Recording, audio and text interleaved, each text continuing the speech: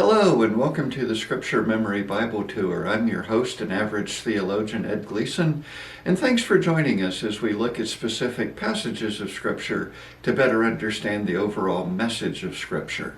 Today's passage is Genesis 22:18. It's a short verse with a lot of meaning and consequence, and it goes like this: "And in thy seed shall all the nations of the earth be blessed, because thou hast obeyed my voice." Now this verse comes with some context. We know Abraham because we've seen already that God has called him out of the polytheistic culture of Ur of the Chaldees and has set him aside to be the father of the Jewish race through whom God would send the Messiah. And Abraham was promised by God that he would be a great multitude and large numbers of people would flow from him. And yet Abraham is elderly, as is his wife Sarah, and they have no children of their own. And so in God's good timing and miraculous intervention, the boy Isaac is born to Abraham and Sarah when Abraham is 100 and Sarah is 90 years old. And something very interesting happens at the beginning of chapter 22. We read in verse 2 where God tells Abraham, "Take now thy son, thine only son Isaac, whom thou lovest." You definitely see the emphasis there. And then God tells Abraham, "Go sacrifice him." Now, Abraham was human and he had lapses of faith like you and I do.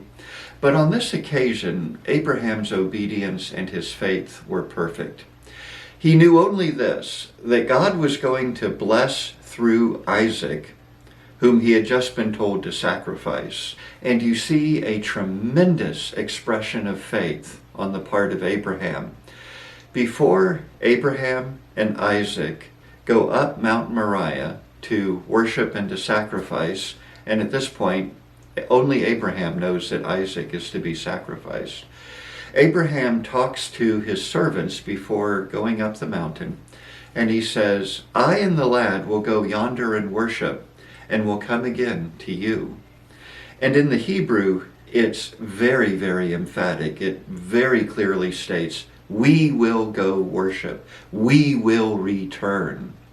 And so Abraham knows somehow God is going to work this out. And God does. At the very last minute, just when Abraham is about to come down with the knife, God stops him, intervenes, and says, "Do not harm the child." And then Abraham lifts up his eyes. This is a biblical idiom meaning to become suddenly aware of something. And then he sees a ram with its horns caught in a thicket and realizes that that ram is going to be sacrificed in the place of Isaac. So you have very clearly here the theme of a substitutionary sacrifice. The ram is going to die in place of Isaac. Now what's interesting as we look at verse 18, we see, "And in thy seed shall all the nations of the earth be blessed."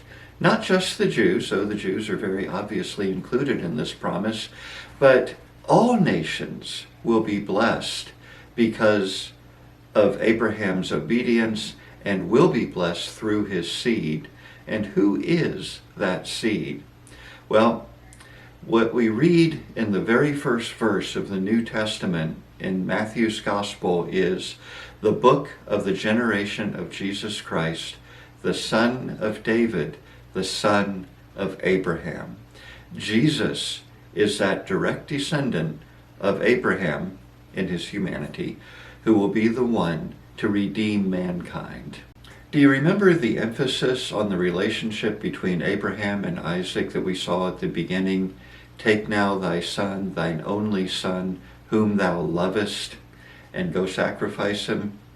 This should direct our minds to the best known passage in the New Testament, John 3:16, and surely you see the parallel.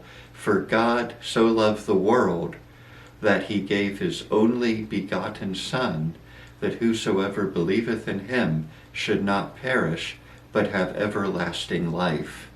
And so God, who has eternal and perfect love for his Son Jesus, sends him into the world to be the one to bear the curse and the punishment for everything we did wrong, and to give us credit for everything that he did right.